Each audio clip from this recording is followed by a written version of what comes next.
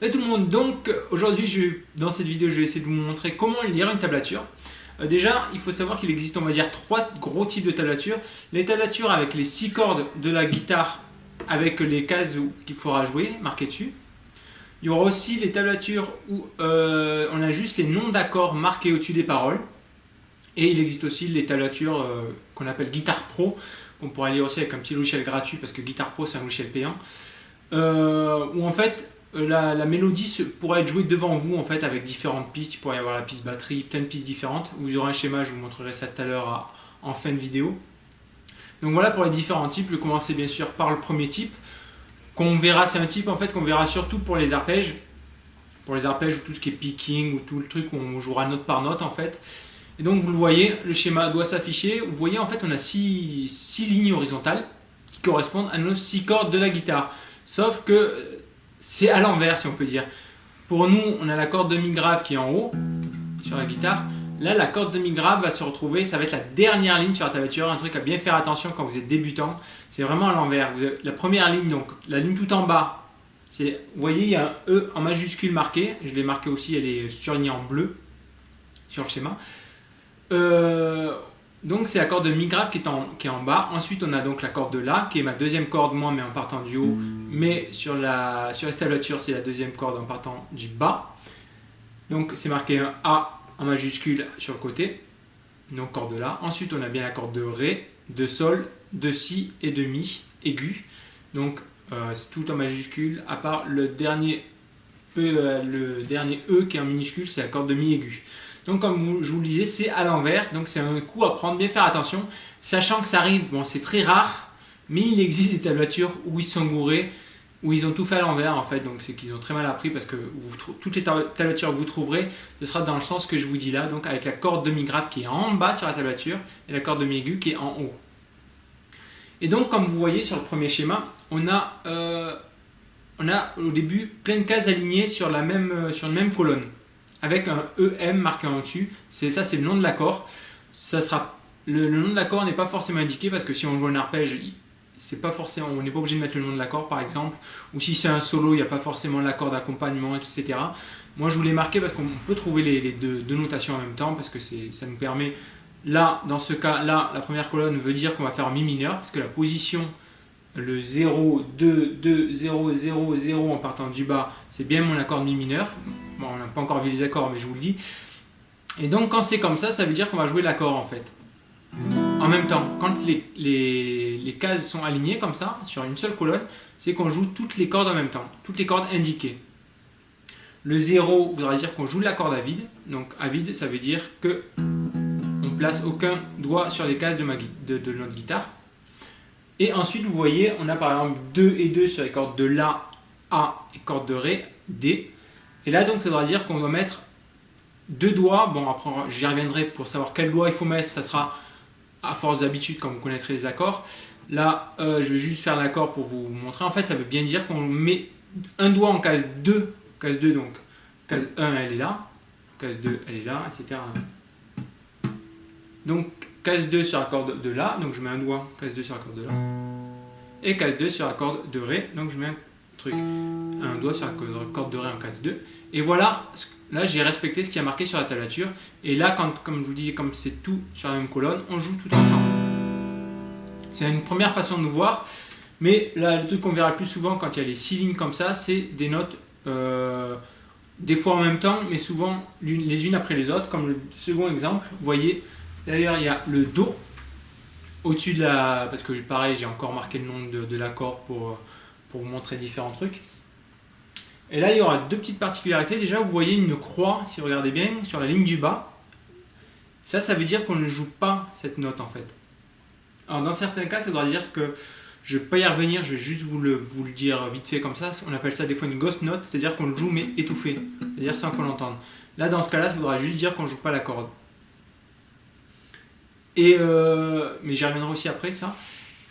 Et sinon, comme vous le voyez, il nous dit de mettre la case de jouer la case 3 sur la corde de La. Donc je mets un doigt en case 3 sur la corde de La. Ensuite, on nous dit de mettre un doigt sur la case 2 de la corde de Ré. Et ben je fais ça. Ensuite, il y a un 0 sur la corde de sol, donc elle sera jouée à vide. Il n'y aura pas de doigt sur la corde de sol.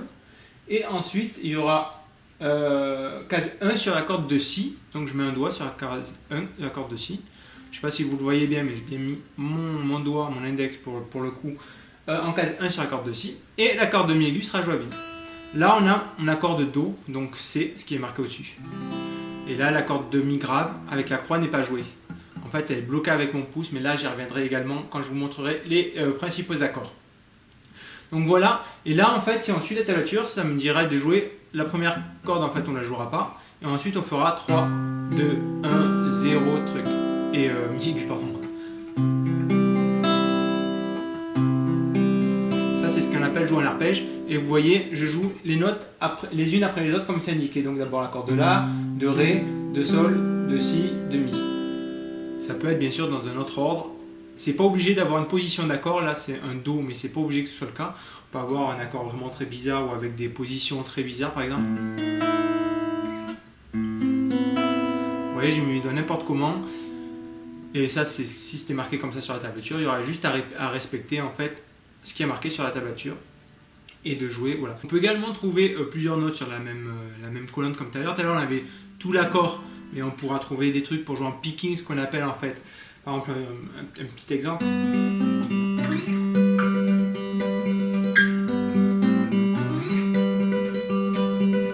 Là, ça m'arrive de jouer deux notes à la fois, et dans ce cas-là, sur la tablature, ce serait marqué par exemple sur le.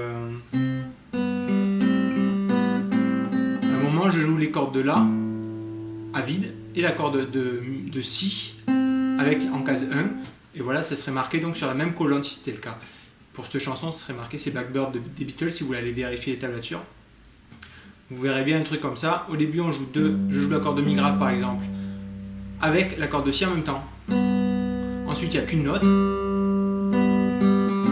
Ensuite, deux notes, etc. etc. C'est juste pour vous dire, en fait, on peut vraiment tout mélanger. On peut jouer aussi vous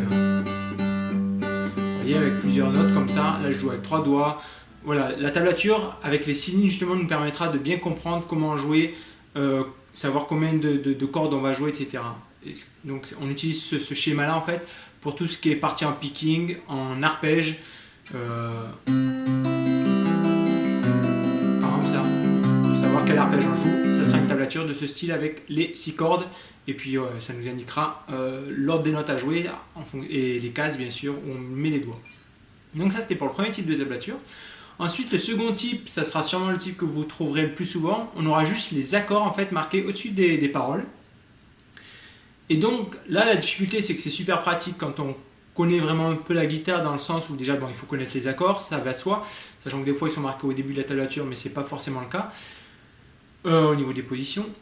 Mais la difficulté, c'est qu'on va pas, ça va pas nous dire quelle rythmique utiliser, etc. Et donc ça, c'est le but aussi des vidéos que je fais, c'est de vous montrer comment on peut jouer une chanson. Je vous explique les rythmiques que moi j'ai trouvées, et à force d'expérience, vous les trouverez aussi vous-même en écoutant la chanson. Et donc, comme vous le voyez, là j'ai pris quoi comme exemple? J'ai pris la corrida de Francis Cabrel. Vous voyez, là en fait, on a un DM, c'est un Ré mineur, donc en notation française. Ensuite, on a un Fa, un F marqué, un Do, C, et ensuite un autre accord assez chelou de nom, c'est un Si bémol sus 2. Pas, comme je vous disais, là c'est pour l'exemple, il n'y a pas besoin de savoir encore comment faire ces accords. Et donc dans ces cas-là, si je vous le jouais, ça donnerait un truc comme ça. Puis le temps.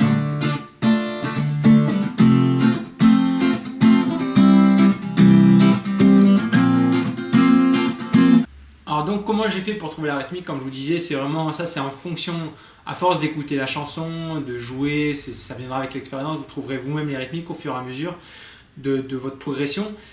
Là, la tablature va juste nous servir en fait une fois qu'on a la rythmique, en fait, de savoir quand changer d'accord plus ou moins.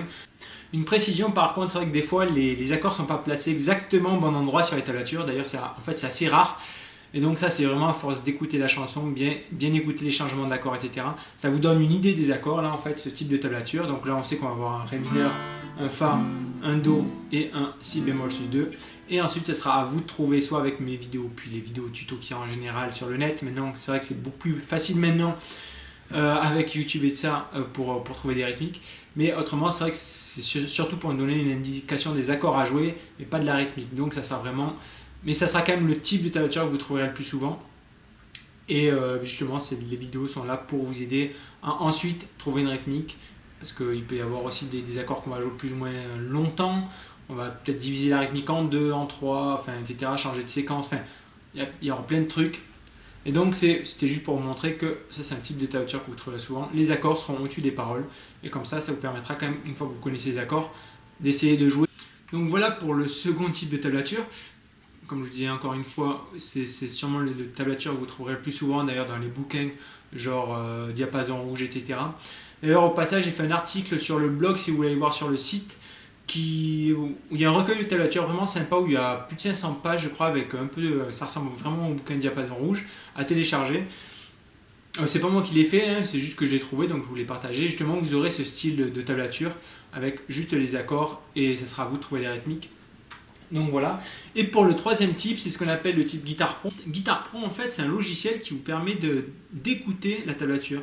Si on reprend par exemple le premier exemple avec le Do où je jouais un truc comme ça. Guitar Pro, vous avez juste à appuyer sur Play et ça vous jouera ce que vous voyez en tablature.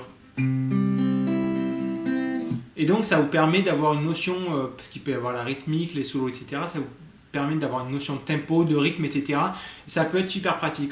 Au passage, je vous mettrai le lien, je ne sais pas si je l'ai mis dans l'article, oui, je l'ai mis. Parce que Guitar Pro, c'est un logiciel payant. Et les tablatures, vous les trouverez, pareil, je vous mettrai des liens vers les sites, etc. sur le site. Et donc c'est payant, mais il existe un logiciel qui s'appelle Tux Guitar, ou Tux Guitar, je ne sais pas comment ça se dit, qui est gratuit, lui, qui permet de lire, mais pas jusqu'au dernier format, il me semble, mais qui permet quand même de lire pas mal de tablatures au format Guitar Pro, qui ont l'extension en général GP ou GPX ou GP3, GP4, GP5 sur la version. Mais il permet d'en lire pas mal, donc je vous mettrai le lien pour le télécharger et pour que vous ayez une idée de à quoi ça correspond. Comme vous le voyez sur le schéma, comme je vous ai mis le screenshot, là il se divise en deux, vous voyez, il y a la tablature en dessous, la tablature du même style que je vous ai montré en exemple 1, sauf qu'il n'y a pas les lettres de marqué, mais c'est exactement pareil. La ligne du bas, c'est l'accord de mi grave, l'accord de haut en moins sur ma guitare, et l'accord du haut donc sera l'accord de mi aigu. Et au-dessus, vous avez une partition style classique, piano, avec les notes et la clé de sol, etc.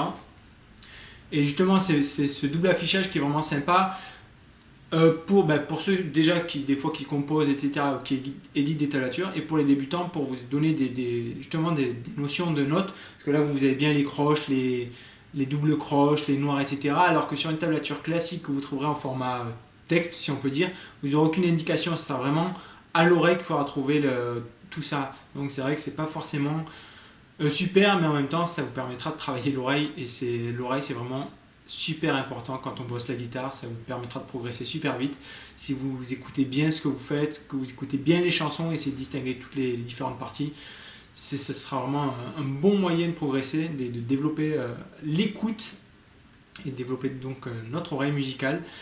Donc voilà, c'était pour les différents types de tablatures. Maintenant je vais essayer de vous expliquer les différents schémas d'accords.